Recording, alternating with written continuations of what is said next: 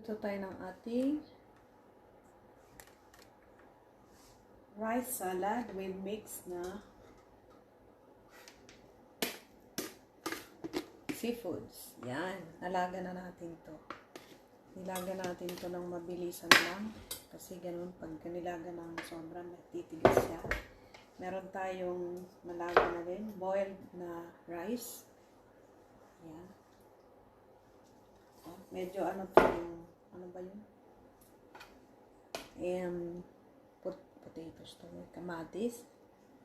Isa lang to na buo. Na slice ng into cubes. Parsley leaves. Tinadtad na rin natin. Pepper, salt, and olive oil. Meron pala tayong nabiling pickled na mga gulay. May mais, bell pepper, carrots, olives, kasi magkakasama na siya. Ready na siya for salad talaga. Hinahalo na lang pagka ano.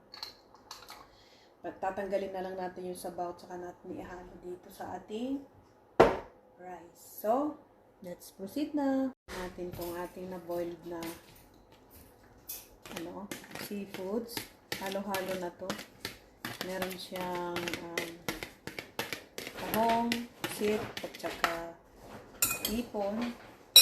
Ayan, meron din siyang octopus. Yan. Halo-halo na siya.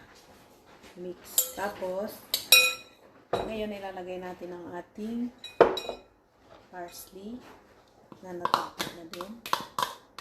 Ang palasa yan.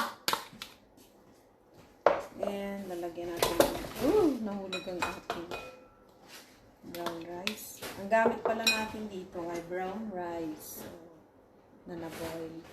Masarap din naman kahit na puti. White rice okay lang. Then let's put na black pepper. Lagyan na rin natin dito ng salt kasi yung rice nilagyan ko na ng salt. Okay na, isang ganyan muna. Yung olive oil.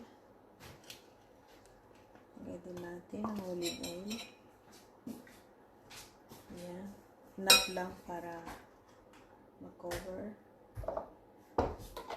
Makita lang nila kung ano yung itsura ko sa baba. Then,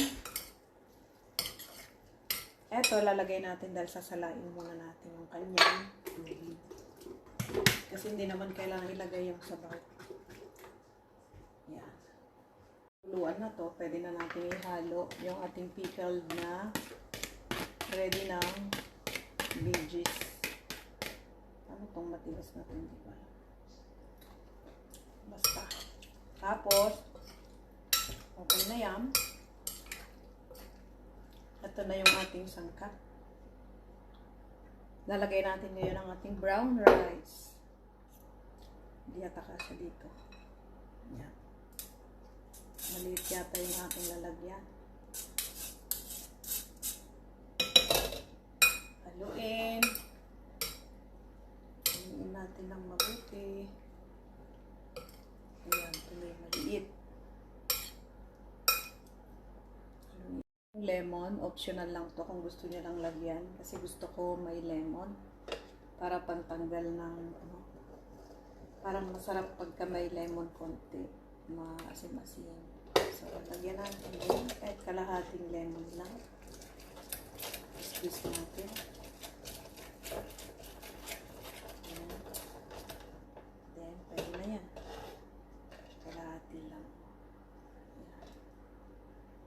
So, haluin na natin at ready na ang ating rice salad with seafoods. Ayan. Pag summer, kailangan lagi madalas ready na yung ating mga pagkain. Yung mga ganito lang.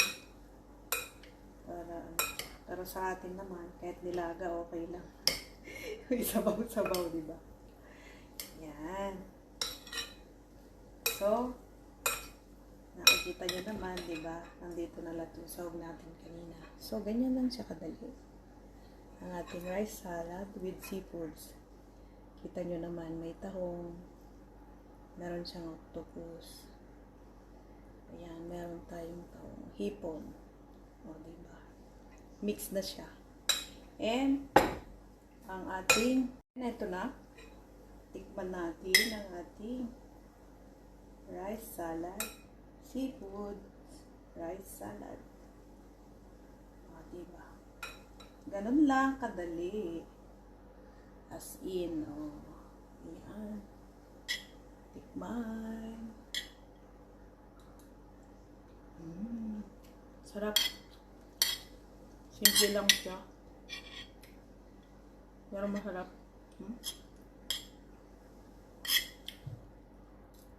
Yummy. Yan. Pag ito, nababad pa ng mga 2 oras, mas okay pa siya.